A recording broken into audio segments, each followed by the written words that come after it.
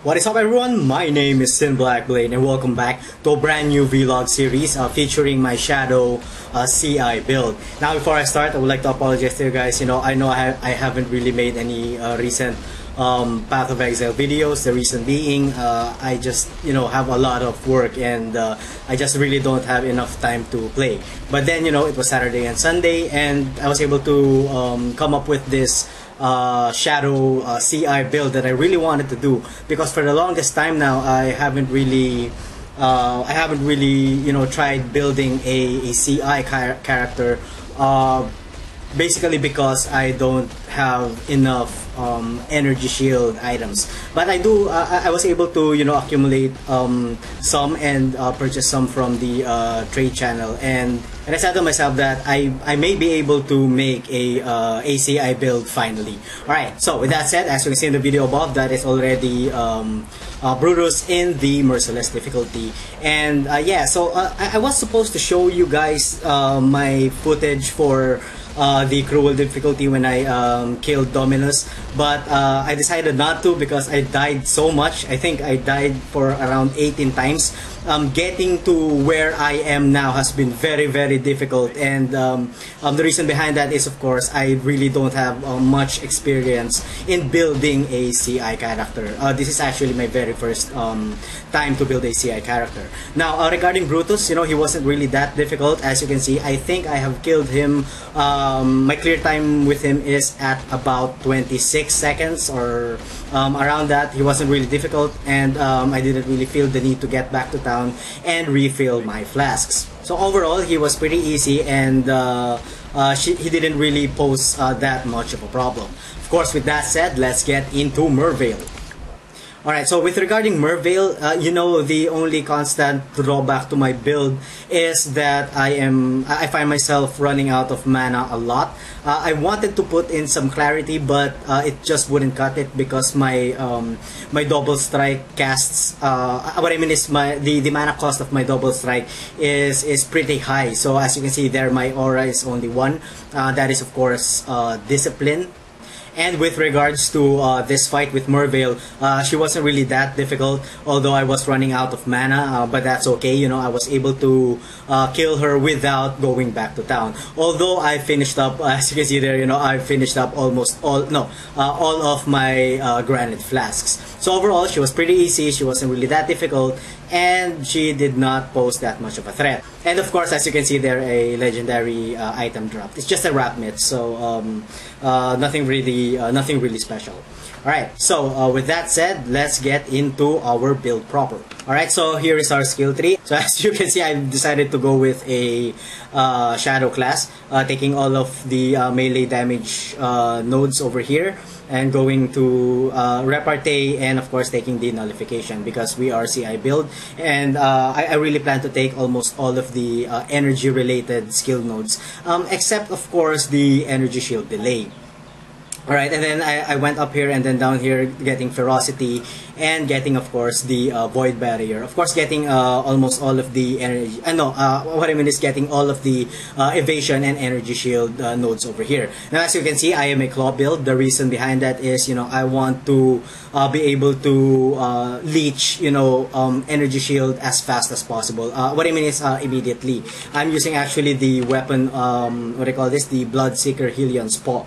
So alright, after that of course we need to take the Ghost Reaver since we do not have any more life. Taking the Ghost Reaver is an important part of the build.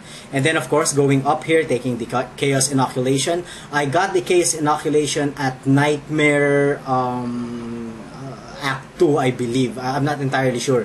Or probably even earlier. I think Act 1. I'm not entirely sure. But yeah, getting that of course, getting some energy shield nodes over here, and then getting the infused shield, which is 12% more maximum energy shield. Then of course going down here towards the witch area, getting some more increased maximum energy shield over here, and then taking everything, every single energy shield node that we could take over here. And then of course going down over here, and eventually I will be taking all of the energy shield nodes up here. Although I did go down to get the iron reflexes, the reason being is that I found myself to be dying constantly or almost often, simply because of the amount of damage that most physical mobs do. So I really took into consideration taking the iron reflexes, and of course taking some what do you call this? Some increased physical damage nodes over here.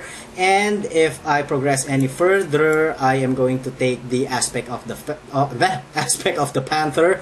As you can see, there are 4 stats over there. Although we do not need the maximum life, but we do need the increased physical damage, the attack speed, and of course the movement speed.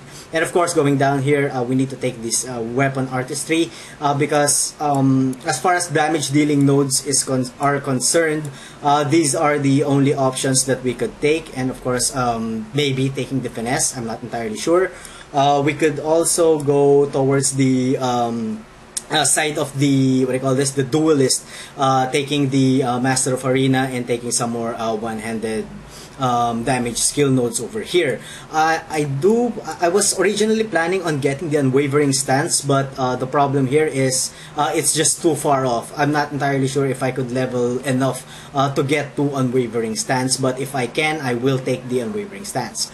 Alright, so with that said, so regarding damage, there are a couple of more damage nodes that we could probably take. That of course depends. We're already on level 65, and there are only a few points left to level around 78 or 70 or even 80. So yeah, there are more what do you call this, damage dealing nodes over here from Claw, and we still have some more damage dealing nodes for Claw over here, the Raptor Talons. Alright, so with that said, let's get into our gear. Alright, as I've said, I'm using the Bloodseeker Helion's Paw. Now, the reason that I've opted to use this as a primary weapon is because the life leech the life leech that comes from this weapon applies instantly, so it's not an HOTD. Alright, heal over time effect, HOTE. Sorry. Alright, so what is attached there is, of course, I have my reduced mana with discipline, and this is my helm. I know that I'm supposed to take gear which has some resistances on it, but it's very hard for me to get some evasion rating and then energy shield gear. I really don't have much of those, so I decided to just settle with this one. This is the Gull, a unique Raven mask. As you can see, aside from the evasion rating, we have a 78 for our energy shield, and of course plus 39 to our maximum mana. And what else? It has a plus 12 energy shield gained on kill. The last two stats, I don't really care for, the increased effect of shrine buffs and the increased duration of shrine buffs. I don't really care much for that. What you'd really want here is some resistances. For my amulet, I'm using this one simply because of the mana regeneration and the resistances. I'm still looking for that particular amulet which would give us some more energy shield. Alright, so with my shield, I'm using this one. This is a witch shield, an energy shield. What I mean is a pure energy shield. As you can see, a very high energy shield. It has 226 in there, plus a trifecta of high resistances. I'm really proud that I'm really so glad and proud that I was able to get this shield. This was just a pickup, I didn't buy this off the trade channel. As you can see, 33% to fire resistance, 34% to cold resistance, and 38% to the lightning resistance. Now, for my chest gear, I love this. I felt so lucky, like I won the lottery when this dropped at this one dropped on merciless difficulty on those cages before you get to piety. Yeah, this one dropped there, and it dropped when I was leveling the Shadow Dagger Claw crit build. So it took me a very long time just to get this to 5 link. What I mean is it took me around 200. Below 200 plus Orb of Fusings just to fuse this all 5 together. I was hoping to get a 6 link, but you know, for a 5 link I'm already good with this. You know, I decided not to go with a 6 link anymore because I've spent almost all of my currencies just to buy more fusings and just to fuse this armor. So I will go with this one. What do you call this? And for my belt, I have this one. Since I'm really lacking some damage, as you can see, my damage is only at 3,069, very very low. That's why I chose to. That's why I chose a rustic sash for my. What do you call this? For my belt. Now, for my boots, I have this one. Energy shield and evasion rating. If I could get a higher roll, I'd probably get some, but since this is the only one that I was able to, you know, pick up, I take it for what it is. We don't really need the life, but it's good that there is some 2 resistance there, both on their 30s, so it's pretty high. Fire and lightning resistance, and of course a 20% in our movement speed. Now for my gloves, I'm using this one. I know it's bad, but since I don't really have any evasion rating or energy shield hybrid gloves, you know, I'd take it for what it is. If I could pick up either an armor or energy shield hybrid, or an evasion rating or an energy shield, you know, I'd probably change this one soon. But for now, you know, it's working perfectly for me.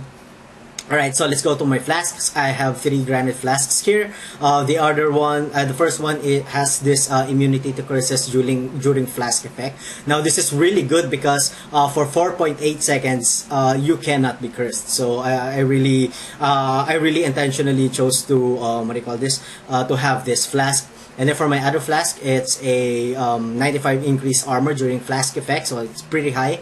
My armor gets into a pretty high level. For the other one, as you can see, aside from the 3000 armor, we get a 79% increased evasion rating, which means that our armor will further increase. And of course, using a quicksilver flask over there and a mana flask over here. I forgot my ring. For my first ring, I am using this one. Now the reason I'm using a barracks pass is because of the plus 39 to the maximum energy shield. So that gives us a lot of life. Plus, of course, when we do get frozen, we get a bonus of plus 5,000 to our armor. And, you know, the one thing that I've really noticed with this build is every time I encounter mobs which do cold damage, I get frozen a lot. It's like every time they hit, I get frozen. Even though our what do you call this? Cold resistance is. I mean, although our cold resistance is not capped, as you can see, it's only at 70. But still, you know, I get frozen a lot. So yeah, I need to change a couple of gears just to get the resistances capped. For my other ring, I'm using this one. I chose to use this one because of the aside from getting plus 10 to all elemental resistances, we are getting a plus 7 to 14 physical damage and an additional 7 to 10 to our cold damage, and plus 37 to lightning resistance, which is okay in my opinion. Alright, so let's go to our damage. We are using double strike. Hold on. For our double strike, what is attached there is multi-strike, added chaos damage, faster attacks, and melee splash. Now, if this rolled with 2 more red sockets, I would have put some what do you call this? Added melee physical damage and increased melee physical damage on full life. So that's 30 and 30, which will effectively give us, supposed to be 60%, what do you call this, increased physical damage. So it would have been good, but since this is an evasion and energy shield based armor, it will be very, very difficult to roll a 4 red sockets there. I've spent around, what do you call this, around 120 chromatic orbs with this one, and since, you know, it just can't roll, I just can't be lucky enough to roll the 4 red gems, so 4 red sockets, so I'll take this for, you know, for what it is. Alright, so when it comes to our damage, we are doing a, hold on, we are doing only 3,069 for our double strike. And yeah, for my other gems, I'm using CWDT with vulnerability, increased area of effect, and blood rage. So it's really good for us to use blood rage because we are not, you know, we are not taking the what do you call this, the the chaos damage degeneration because our life is already at 1 and we are already what do you call this, immune to chaos. Alright, for my other skill gems, CWDT and Enduring Cry. Down here I have CWDT, Molten Shell, and Enduring Cry, and Enhance. Now the Enhance is just there for leveling purposes. And of course I have Lightning Warp to get into places more quickly without running around the map. You guys know what I'm talking about. And the other one is another CWDT, Fire Penetration, Molten Shell, and added cold damage. Because I just can't roll any other color here, so I just place some added cold damage there. You know what the hell? All right. So what else? When it comes to our charges, our maximum frenzy charges is at 4. Maximum endurance charges is at 3. What else? Our fire resistance is only at 59%, and our cold resistance is at 70%, lacking 5%, and we are capped at our lightning resistance, which is at 75%. Our effective armor is at 2,600, which is a 34% reduction.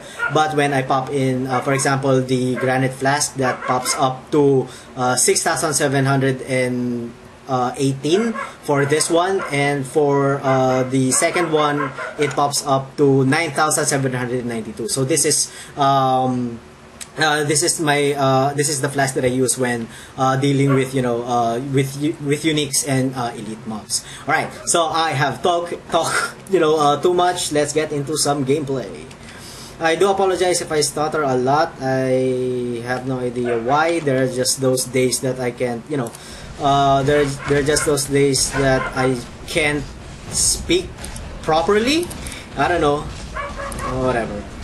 Alright, so getting some good chunk of blue mobs here and an elite. So we are doing great. Oh, and by the way, we are on, what do you call this? We are still on Act 2 on Merciless difficulty, doing the crypt. Now I haven't really progressed in this game. I've been just leveling in this area for quite some time, mainly because I wanted to use the level 18 multi-strike that I had and the level 16 reduced mana that I had. Alright, so let's get into killing some more mobs here. I haven't really encountered much of a problem with this build. As you can see here, the area of effect of the melee splash is quite huge, simply because of the armor that we're using. It has a hold on. Aside from the huge, huge energy shield, we are getting some evasion rating. Since we are CI, the 59 plus 59 life is a bit useless. But what we have there is a plus 10% to all our elemental resistance, which is good, and a plus 20% increased radius of area skills, which is also good, and of course a 12% increased area damage and extra gore. So that's why I really love this armor. I'm really glad that I was able to 5 link that 6 links armor. Alright, so I haven't really encountered any problems with any boss just yet. Of course, we are only on Act 2. The real test of the build is, of course, when we get into doing higher level maps. Alright, so let's get another chunk of mobs. Hold on. I want to get some elite. Alright, here's some elite. Yeah, so these are what do you call this? Cold damage, I believe, but it's weird that I didn't get frozen. Usually when they attack, even just once, my character gets frozen. I see, that's it. So he attacks me once, and then I get frozen. Oh god, dogs. Sorry about that. Alright, so that's about it for me, guys. So thank you so much for watching. If you guys enjoyed the content, please like, comment, and subscribe. And as always, I'm gonna see you guys in the next one of my video. Have a good one. It's very high. Now, of course, as you can see there, I was lucky enough to get one Exalted Orb. And that is only one of the many advantages of forming this map. Now, after, of course, I form the ledge, I go straight